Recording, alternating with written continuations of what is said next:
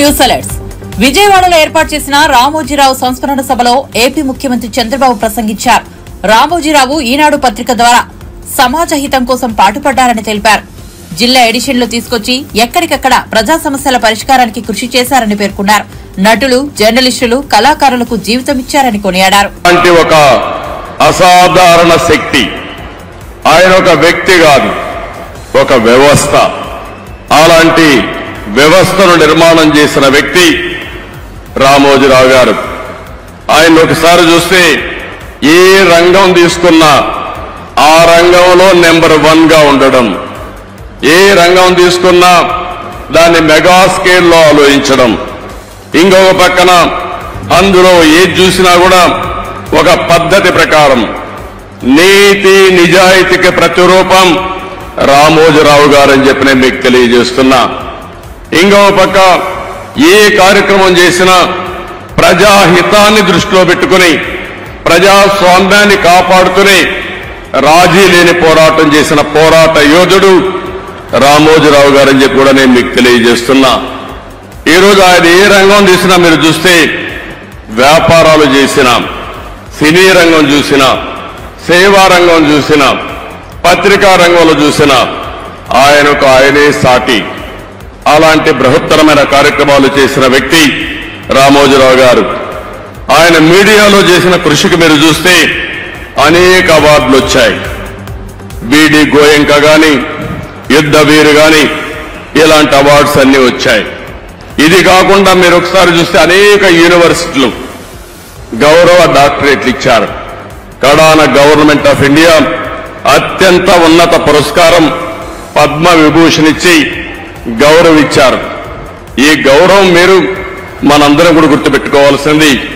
ఆయన చేసిన సేవలను గుర్తుపెట్టుకుని, సమాజానికి ఆయన చేసిన కాంట్రిబ్యూషన్ గుర్తుపెట్టుకుని ఈ అవార్డ్స్ వచ్చాయని చెప్పి కూడా నేను మీకు తెలియజేస్తున్నాను. ఇంకొక పక్క ఇప్పటికి మనం చూస్తే 1962లో మొట్టమొదటిసారిగా మార్గదర్శిని పెట్టాడు. అంటే 62 సంవత్సరాల కంటే ముందు పెట్టాడు. ఎన్నో రంగాల్లో అనేక సమస్యలు వస్తాయి, కానీ ఈ రోజుకి ఎప్పటికీ మార్గదర్శిని దాన్ని ఎవ్వరు కూడా ఒక్క అపవాదేసే పరిస్థితిలో లేరు. ఎన్నో ప్రభుత్వాలు ప్రయత్నం చేశాయి, దెబ్బతీయాలని ప్రయత్నం చేశాయి. అదే సమయంలో మీరు ఒకసారి ఆలోచిస్తే ఎవరైతే మార్గదర్శిలో షేర్ హోల్డర్స్ ఉంటారో, పెట్టుబడి పెడతారో వాళ్ళందరినీ ఏదో ఒక విధంగా బెదిరించాలని, నమ్మకాన్ని పోగొట్టాలని ప్రయత్నం చేశారు. కానీ ఎన్ని క్రైసిస్ వచ్చినా మొత్తం షేర్ హోల్డర్స్ అంతా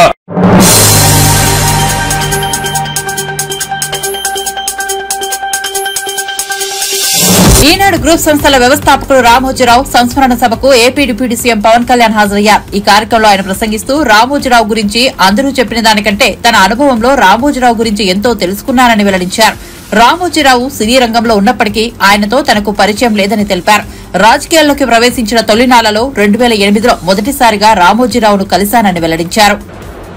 అందరూ చెప్పిన దానికంటే కూడా నాకు నా పర్స్పెక్టివ్ లో, నా అనుభవంలో నేను చూసిన రామోజీరావు గారిని కొద్ది సంఘటనలు పంచుకున్నాం. రామోజీరావు గారు నాకు సినిమాలు ఉన్నా కానీ నాకు పరిచయం లేదు. ముందు ఆయన స్టూడియోస్ లో చేసినా కానీ ఫస్ట్ టైం పాలిటిక్స్కి ఎంటర్ అయిన తర్వాత 2008లో ఆ సమయంలో ఆయన కలవడం జరిగింది. ఆయన మాట్లాడే విధానం చాలా నిక్కచ్చిగా, ప్రజల పక్షపాతం.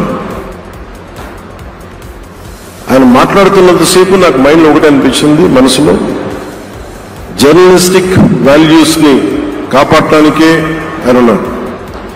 ప్రజాక్షేమం, ప్రజా సంక్షేమం, ఈ పర్స్పెక్టివ్ లోనే, ఈ కోణంలోనే ఆ చర్చ జరిగింది. నన్ను ఒకేసారి ఆయన 2019లో ఒక లంచ్కి ఆహ్వానించారు వారి కుటుంబ సభ్యులతో. ఆ రోజు ఆయన మాట్లాడింది దేశ పరిస్థితులు, ముఖ్యంగా పత్రికా స్వేచ్ఛ గురించి, పత్రికా రంగం ఎంత కీలకమైంది, ఆయన ఎప్పుడూ కాంప్రమైజ్ అవ్వలేదు.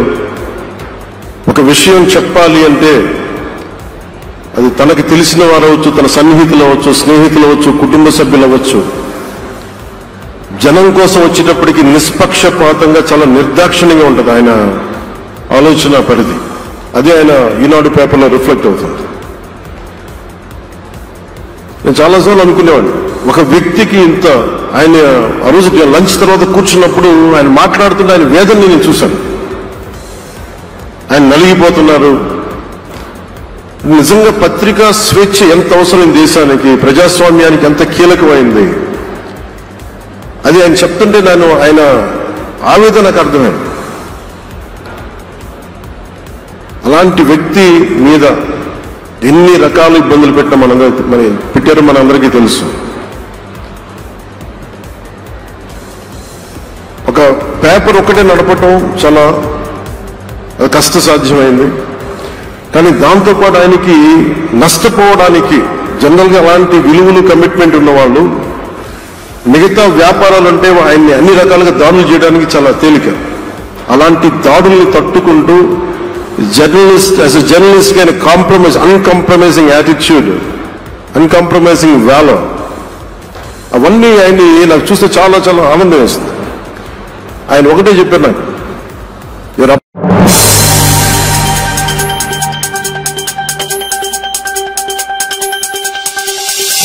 కొంతమంది వెళ్లిపోయినంత మాత్రాన పార్టీకి వచ్చే నష్టమేమీ లేదని బీఆర్ఎస్ అధినేత తెలంగాణ మాజీ సీఎం కేసీఆర్ అన్నారు. తనను కలిసేందుకు ఎర్రవెల్లి నివాసానికి వచ్చిన కార్యకర్తలను ఉద్దేశించి ఆయన మాట్లాడుతూ తెలంగాణ రాష్ట్ర సాధన కోసం ఎన్నో పదవులను త్యాగం చేసిన చరిత్ర మనది అన్నారు. తెలంగాణ సాధించిన ఘనత కంటే తనకు ముఖ్యమంత్రి పదవి పెద్ద విషయమేమీ కాదన్నారు. తెలంగాణ సాధించే నాటికి సమైక్య పాలనలో మనది దిక్కుముక్కులేని పరిస్థితి అన్నారు. సాగునీరు, త్రాగునీరు, కరెంటు వంటి ఎన్నో వసతులు కల్పించుకున్నామన్నారు. కానీ ఇలాంటి కీలక సమయంలో వచ్చిన ఎన్నికల్లో ప్రజలు ఊహించని తీర్పు ఇచ్చారని వ్యాఖ్యానించారు. కానీ 10 ఏళ్ల తక్కువ కాలంలోనే తెలంగాణలో అద్భుతమైన ప్రగతిని సాధించుకున్నామన్నారు.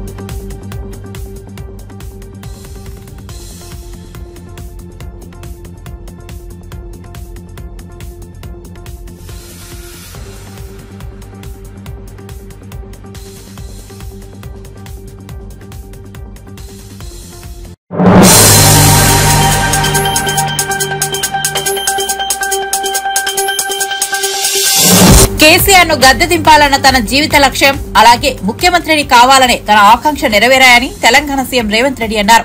ఇక తన ముందు ఉన్నది తెలంగాణ పునర్నిర్మాణం మాత్రమేనన్నారు. గురువారం ఆయన ఢిల్లీలో మీడియాతో పిచ్చాపాటిగా మాట్లాడారు. తన పీసీసీ పదవి కాలం ముగిసిందని తెలిపారు. టీపీసీసీ అధ్యక్షుడిగా ఎవరిని నియమించినా వారితో కలిసి పనిచేస్తారన్నారు. అధ్యక్షుడి నియామకంపై తనకంటూ ప్రత్యేక ఛాయిస్ ఏమీ లేదని వెల్లడించారు.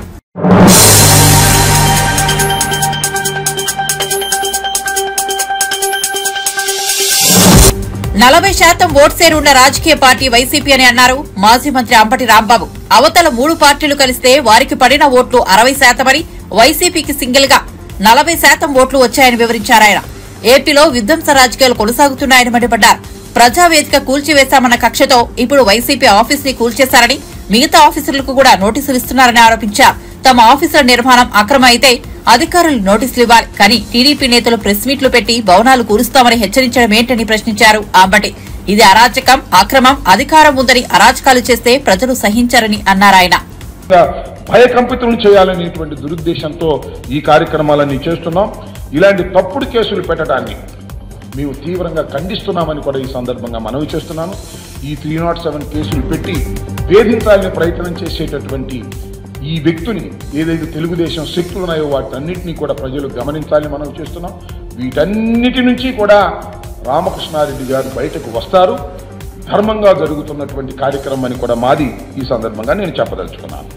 ఇంకా రెండో అంశానికి వచ్చినప్పుడు ఇందాక మిత్రులు కూడా చెప్పారు, మొన్న కూడా మా మాజీ మంత్రివర్యులు నాని గారు చాలా వివరించి చెప్పారు.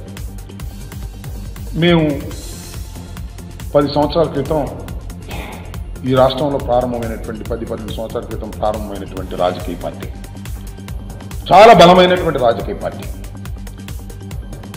67 సీట్లు మొదటిసారిగా గెలుచుకున్నాం. తరువాత 151 సీట్లు గెలుచుకున్నాం. మొన్న కేవలం 11 సీట్లకే పరిమితమయ్యాం. కానీ 40% ఓట్ షేర్ ఉన్నటువంటి రాజకీయ పార్టీ, 60% మాకు వ్యతిరేకంగా ఉంది. అక్కడ 3 గెలిస్తే 60% అయింది. మేము ఒక్కళ్ళమే 40% ఉన్నాం. సీట్లు 11 ఉండవచ్చు. చాలా బలమైనటువంటి రాజకీయ పార్టీగా ఏర్పడినటువంటిది జగన్మోహన్ రెడ్డి గారి నాయకత్వంలో ఉన్నటువంటి వైఎస్ఆర్ కాంగ్రెస్ పార్టీ అనేది దయచేసి మర్చిపోవద్దని మనం చేస్తున్నాం. మేము మా పార్టీ కార్యకలాపాల కోసం రాష్ట్ర వ్యాపితంగా మేము ఆఫీసులు కట్టుకోవాలని నిర్ణయించుకున్నాం. అన్ని చోట్ల చట్టబద్ధంగా, ధర్మంగా, న్యాయంగా స్థలాలను కేటాయించుకున్నాం. మేము ప్రభుత్వం కేటాయించింది. ఇది కొత్త కదే. మేము వచ్చిన తర్వాతే జగన్మోహన్ రెడ్డి గారు కేటాయించలేదే. ఇది చంద్రబాబు నాయుడు గారు పెట్టినటువంటి సాంప్రదాయం, చంద్రబాబు నాయుడు గారు ఇచ్చినటువంటి జీవోలు. ఆ జీవోల ప్రకారం, ఆ జీవోలన్నీ కూడా నిన్న నాని గారు చాలా వివరంగా వివరించారు. చంద్రబాబు నాయుడు గారే ఆయన జీవోలు తీసుకొచ్చి ఈ రాష్ట్రంలో అనేక చోట్ల, ఈవెన్ ఎన్టీఆర్ ట్రస్ట్ పేరుతో ఉన్నటువంటి తెలంగాణలో ఉన్నటువంటి బిల్డింగ్ కూడా, ఇవాళ ఇక్కడ తాడేపల్లిలో ఉన్నటువంటి బిల్డింగ్ కూడా, లేదా ఏలూరులోనూ మరొక చోట రాష్ట్ర వ్యాప్తంగా తెలుగుదేశం పార్టీ ఆఫీసులన్నీ కూడా ఇలా మీరు కేటాయించుకుని కట్టుకున్నవే. వాటి మీద మేము ఎప్పుడన్నా పడగొట్టడానికి ప్రయత్నం చేశామా? చేయలేదే. మీరు అధికారంలోకి వచ్చారు. మాకు నిర్మాణంలో ఉన్నాయి. మరి కొత్త పార్టీ కదా. మీరంటే 14 సంవత్సరాలు ముఖ్యమంత్రిగా చేశారు. ఎన్టీ రామారావు గారు ఇప్పుడు ప్రారంభించినటువంటి పార్టీ, రాజశేఖర రెడ్డి గారు మరణించిన తర్వాత మేము ప్రారంభించుకున్నటువంటి రాజకీయ పార్టీ దినదిన ప్రవర్ధమానంగా పెరుగుతూ ఉంది. ఒకసారి అధికారం ఉండొచ్చు, ఒకసారి అధికారం పోవచ్చు. ఇప్పుడు ఏదైనా జరగవచ్చు. That is a different matter. But బలమైనటువంటి ఒక రాజకీయ శక్తి ఈ రాష్ట్రంలో వైఎస్ఆర్ కాంగ్రెస్ పార్టీ. ఇది కాదని నేను సత్యం, నేను మనవి చేస్తున్నాను. దానికి మేము పార్టీ కార్యకలాపాల కోసం మీరు ఇష్యూ చేసినటువంటి జీవో ప్రకారం, చంద్రబాబు నాయుడు గారు క్రియేట్ చేసినటువంటి జీవో ప్రకారం, చంద్రబాబు నాయుడు గారి ప్రభుత్వం క్రియేట్ చేసినటువంటి జీవో ప్రకారం వాళ్ళు కేటాయించుకున్నారు. ఏ జీవో ప్రకారం అయితేనే ఆ జీవో ప్రకారమే మేము గవర్నమెంట్ భూముల్ని కేటాయించుకొని మేము నిర్మాణాలు చేస్తుంటే ఏం చేస్తున్నారు మీరు? ఇవాళ తాడేపల్లిలో ఉన్న మా బిల్డింగ్ పాల్గొట్టేశారు. టకటకటక నిమిషాల మీద పాల్గొట్టేశారు. ప్రమాణ స్వీకారం చేశారు, మా ఆఫీస్ పాల్గొట్టేశారు. అదేమంటే జగన్మోహన్ రెడ్డి గారు విధ్వంసకారుడు.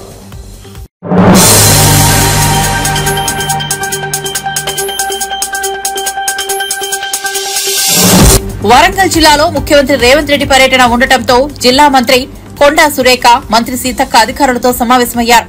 సీఎం టూర్ వేళ తగిన ఏర్పాట్లు చేయాలని ఆదేశాలు జారీ చేశారు. ఈ సందర్భంగా కొండా సురేఖ మాట్లాడుతూ సీఎం రేవంత్ రెడ్డి వరంగల్ కు వస్తున్నారు. సీఎం టూర్ పై ఎమ్మెల్యేలతో కలిసి అధికారులతో రివ్యూ చేశామని తెలిపారు.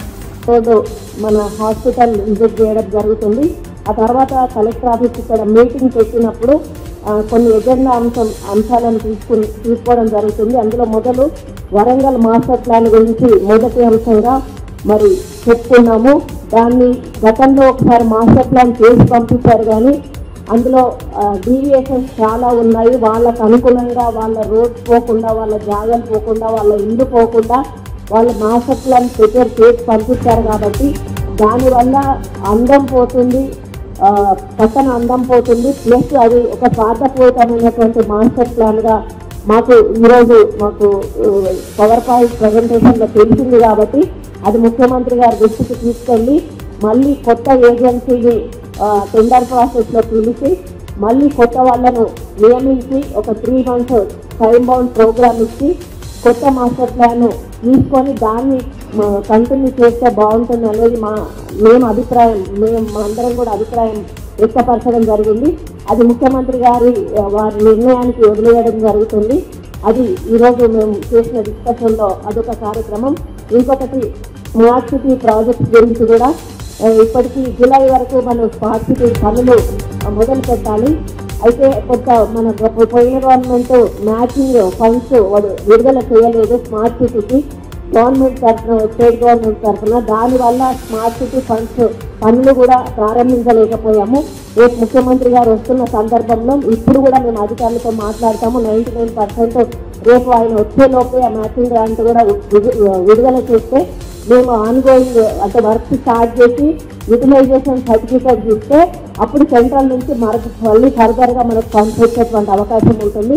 కాబట్టి రేపు సీఎం గారు వచ్చే వరకు విడుదల కాకపోయినా సీఎం గారు వెళ్ళిన వెంటనే ఈ స్మార్ట్ సిటీ ఫండ్స్ కూడా విడుదల చేసే కార్యక్రమాన్ని కూడా మరి తీసుకోమని వాటిని కోరడం జరుగుతుంది. అదేవిధంగా అండర్ గ్రౌండ్ డ్రైనేజీ సిస్టమ్ కూడా ఆల్రెడీ ప్లాన్ చేసిందే ఉంది.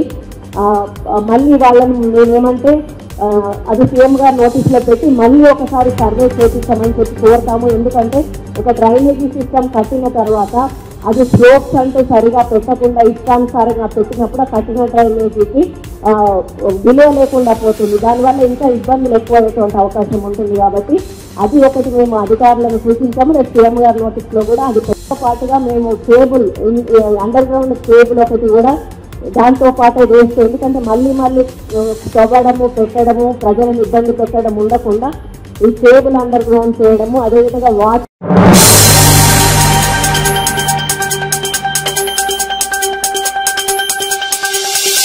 బీఆర్ఎస్ పాలనలో మిషన్ భగీరథకు 42,000 కోట్లు ఖర్చు పెట్టినా ఇప్పటికీ చాలా గ్రామాలకు మంచినీళ్లు అందివ్వలేదని ఉప ముఖ్యమంత్రి బట్టి విక్రమార్క అన్నారు.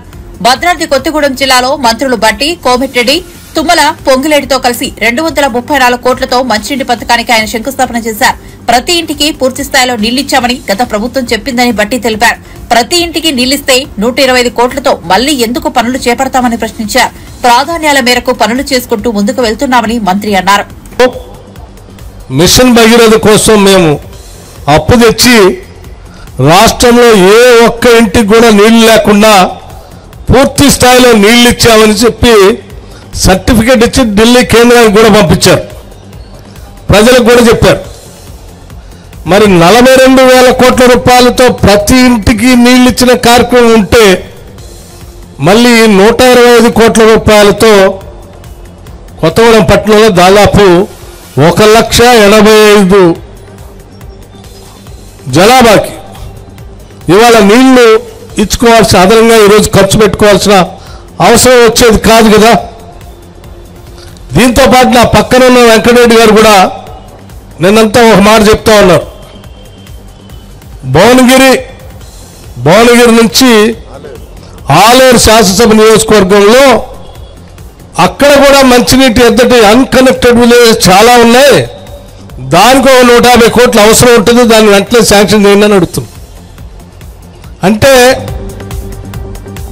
ఇంత పెద్ద ఎత్తున అన్కనెక్టెడ్ విలేజ్ రాష్ట్ర వ్యాప్తంగా ఉంటే 42,000 కోట్ల రూపాయలు ఎక్కడ పోయాయి అనేది దీన్ని బట్టి అర్థం అవుతా ఉంది, రాష్ట్ర ప్రజలు కూడా అర్థం చేసుకోవాలి. ఈ రాష్ట్రంలో చాలా గ్రామాలకి ఇంకా మంచినీరు అందలేదు. కానీ గ్రామాల పేరు మీద, మనందరి పేరు మీద ఈ రాష్ట్రాన్ని తాకట్టు పెట్టి దాదాపు 50,000 కోట్ల రూపాయల మిషన్ భగీరథ పేరు మీద తీసుకొని వచ్చి ఈ రాష్ట్ర ఆర్థిక పరిస్థితి విధ్వంసం చేసి ఈ రాష్ట్ర ప్రభుత్వం పాలన చేసినటువంటి నాయకులు 10 ఏళ్ళు విధ్వంసం చేసి వెళ్ళారని చెప్పటానికి ఈ 2 ఉదాహరణలు నేను మీకు గుర్తు చేస్తా ఉన్నాను. అలాగే మిత్రులారా, దాంతోపాటు ఈరోజు ఇక్కడ మనం చేసుకునే కార్యక్రమాలతో పాటు స్థానిక శాసనసభ్యుల నాయకత్వం అంతా కూడా కొన్ని విషయాలు అడిగారు. ఒకటి, కొత్తగూడెం పాల్వంచం కలుపుతూ మున్సిపల్ కార్పొరేషన్ చేయాలని అడిగారు. తప్పనిసరిగా రాష్ట్ర ప్రభుత్వం దీనిపైన పరిశీలన చేస్తుందని, పరిశీలన చేసి తగు ఆలోచనలు ఇది చేయడానికి అవకాశం ఉంటే తప్పనిసరిగా చేసే ప్రక్రియని మంత్రి మండలి దృష్టికి తీసుకొని వెళ్ళి చేస్తామని చెప్పి మీ అందరికీ మనవి చేస్తా ఉన్నాం. అట్లాగే స్థానికంగా ఇంత పెద్ద పట్టణం ఉంటే పట్టణం మధ్యలో నుంచి వెళ్ళేది ఒకటే రోడ్డు. పొరపాటున రోడ్డు బంద్ అయితే ట్రాఫిక్ మొత్తం కూడా బంద్ అయిపోతుంది. పక్క పోట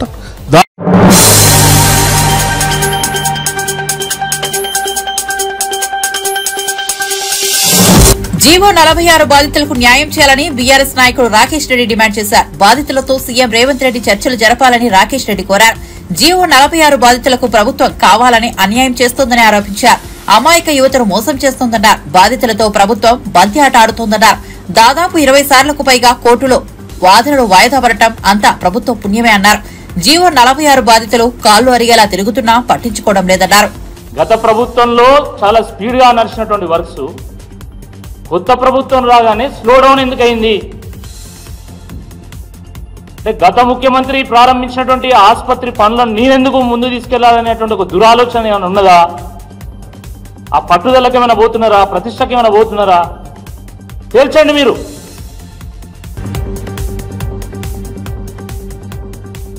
దాని పక్కన ఉన్నటువంటి సూపర్ స్పెషాలిటీ హాస్పిటల్ అద్భుతమైనటువంటి, దేశంలోనే అధునాతనమైనటువంటి పరికరాలు అక్కడ ఉన్నాయి. కానీ వాటిని సరైన పద్ధతిలో వాడడానికి కావాల్సినటువంటి స్టాఫ్ లేదు, టెక్నీషియన్స్ లేరు, డాక్టర్స్ లేరు. కోట్ల రూపాయలు విలువ చేసేటువంటి పరికరాలన్నీ కూడా ఇది తుప్పు పట్టేటువంటి పరిస్థితి కేఎంసీ సూపర్ స్పెషాలిటీ హాస్పిటల్లో ఉన్నది. ఇవన్నీ వాస్తవాలు కాదా అని అడుగుతున్నా. కాబట్టి ముఖ్యమంత్రి గారు రేపు అధికార పర్యటనలో భాగంగా ఎంజిఎం హాస్పిటల్ను సందర్శించాలి, number 1. Number 2, multi super speciality hospital 24 అంతస్తుల బిల్డింగ్ ఏదైతుందో దాన్ని కూడా సందర్శించి పనులను వేగవంతం చేయడానికి కావాల్సినటువంటి ప్రణాళికను ప్రకటించాలి. 3, దాని పక్కనే ఉన్నటువంటి కేఎంసీ సూపర్ స్పెషాలిటీ హాస్పిటల్ దాన్ని కూడా సందర్శించి అక్కడ కావాల్సినటువంటి స్టాఫ్ని, మరి అదేవిధంగా అక్కడ ఎటువంటి గ్యాప్స్ లేకుండా కావాల్సినటువంటి వ్యవస్థని మరి ప్రకటించాల్సిందిగా ఈ సందర్భంగా నేను విజ్ఞప్తి చేస్తున్నాను. మిత్రులారా, మనం ఎప్పుడైనా వైద్యం గురించి మాట్లాడితే చాలు ప్రభుత్వం ఏమంటది, మేము ఆరోగ్యశ్రీని 5 లక్షల నుంచి 10 లక్షలు పెంచినాం. అసలు ఒక సాధారణ మనిషికి, అసలు పేదలకు ఈ 5 లక్షల నుంచి 10 లక్షలు పెంచడం అంటే ఏందో ఇవ్వనికి అర్థమవుతుంది. నాకు కూడా అర్థమవుతుంది నిజంగా వాస్తవాన్ని. 5 లక్షల నుంచి 10 లక్షలు పెంచడం ఏంది? ఈరోజు పేదోడికి ఏదైనా జబ్బు వస్తే నేను ఏ హాస్పిటల్కో అయినా పోయి నేను ఉచితంగా వైద్యం చేయించుకొని బాగయ్యి మళ్ళీ ఇంటికి వస్తానేటువంటి ఒక భరోసా ఎవరికైనా ఉన్నదా ఈ రాష్ట్రంలో? చెప్పండి. వైద్యం వస్తే చాలు మళ్ళీ ఎన్ని వేల రూపాయలు అప్పు చేయాలనో, ఏ భూమి అమ్మాలనో, ఏ భూమి తాకట్టు పెట్టాలన్నటువంటి ఒక భయంతో ఈరోజు పేద ప్రజలు బతుకుతా ఉన్నారు. వాస్తవం కాదా ఇది?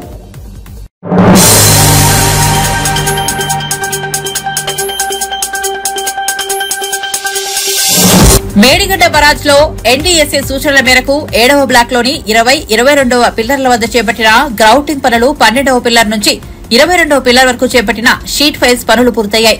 మహారాష్ట్రలోని ప్రాణహిత నది ద్వారా బరాజ్ కు బుధవారం 8,790 క్యూసెక్ల వరద వస్తోంది.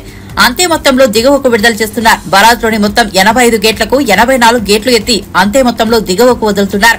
20 గేట్ రేడియల్ కట్ చేసి విడిభాగాల తొలగింపు పనులు చేపడుతున్నారు. సీసీ బ్లాక్ అరేంజ్మెంట్ పనులు తుది దశలో ఉన్నట్టు భారీ నీటిపారుదల శాఖ ఈఈ తిరుపతిరావు అన్నారు. మరో 2 రోజుల్లో పనులు పూర్తవుతాయని తెలిపారు.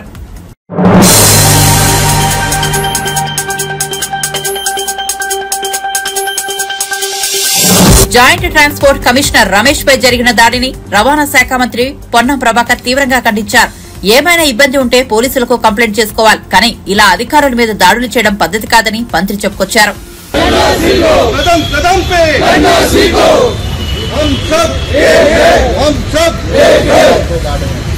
జాయింట్ కమిషనర్ రమేష్ గారి మీద దాడిని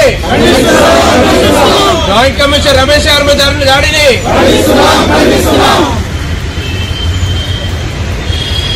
కమిషనర్ శ్రీ రమేష్ గారిపై దాడిని మా టోటల్ ట్రాన్స్పోర్ట్ డిపార్ట్మెంట్ ఉద్యోగ సంఘాలు ఉద్యోగులందరం కూడా తీవ్రంగా ఖండిస్తున్నాము. ఈరోజు జరిగిన చర్య చాలా హేయమైన చర్యగా భావిస్తున్నాం. మేము దీనికి ప్రొటెక్ట్గా రేపు రాష్ట్రం అంతా కూడా మా ఉద్యోగులను పెండల్ స్ట్రైక్ చేయాలని మా ఆల్ డిపార్ట్మెంట్లోని అన్ని సంఘాలు, మినిస్ట్రియల్ సంఘము, రూపణాధికారుల సంఘము, మరి కానిస్టేబుల్ సంఘం అందరం కూడా మా టెక్నికల్ ఆఫీసర్ సంఘం కూడా డిసిషన్ తీసుకోవడం జరిగింది. కాబట్టి రేపు మేము తీవ్రంగా దీన్ని ప్రతిఘటిస్తూ మా యొక్క మెమోరాండంని గౌరవ రవాణా కమిషనర్ గారికి సమర్పిస్తాం. రేపు ట్రాన్స్పోర్ట్ కమిషనర్ రమేష్ సార్పై భౌతిక దాడి జరగడాన్ని తీవ్రంగా ఖండిస్తూ ఉన్నాము. రవాణా శాఖలోని అన్ని ఉద్యోగ సంఘాలు తీవ్రంగా ఖండిస్తూ ఉన్నాయి. ఇది చాలా ఆక్షేపణీయము. ఒక ఉన్నత స్థాయి అధికారిపై ఒక ఆటో యూనియన్ ఇంతకుముందు ఒక రకమైనటువంటి పాస్ట్ హిస్టరీ, బ్యాడ్ హిస్టరీ ఉన్నటువంటి ఇంతకుముందు కూడా అదే ఆటో రిక్షా యూనియన్ నాయకుడు ఇంతకుముందు కూడా రవాణా శాఖ అధికారులపై కూడా దాడి చేయడం జరిగింది. ఇదే హ్యాబిట్ కొనసాగితే మాత్రము ఖచ్చితంగా కొనసాగకుండా రేపు ప్రొటెస్ట్ 1 డే పెన్ డౌన్ మేము చేయాలని చెప్పేసి మేము జరిగింది. అంతేకాకుండా ఎవరైతే దాడి చేశారో ఆయనకు సంబంధించినటువంటి ఆటో రిక్షా యూనియన్ కూడా ఈ రవాణా శాఖ కార్యాలయాల్లో కూడా బహిష్కరించాలని చెప్పేసి కూడా మేము డిమాండ్ చేస్తా ఉన్నాము. ఒక భౌతికమైనటువంటి దాడి చేయడం అంటే నిజంగా ఈ సందర్భంగా ఖచ్చితంగా అందరూ కూడా జోక్యం చేసుకోవాలి. రిమాండ్ విధించడమే కాకుండా కఠినమైనటువంటి చర్య మరొకసారి ఇటువంటి సంఘటనలు పునరావృతం కాకుండా ఏ కింది స్థాయి ఉద్యోగి అయినా కూడా ప్రభుత్వ ఉద్యోగిపై దాడి అనేది చేస్తే అది ఖచ్చితంగా చట్ట ప్రకారము ఖచ్చితంగా తీవ్రమైన చర్యలు తీసుకోవాల్సిన అవసరం ఉందని చెప్పేసి కూడా ఈ సందర్భంగా మేము డిమాండ్ చేస్తా ఉన్నాము.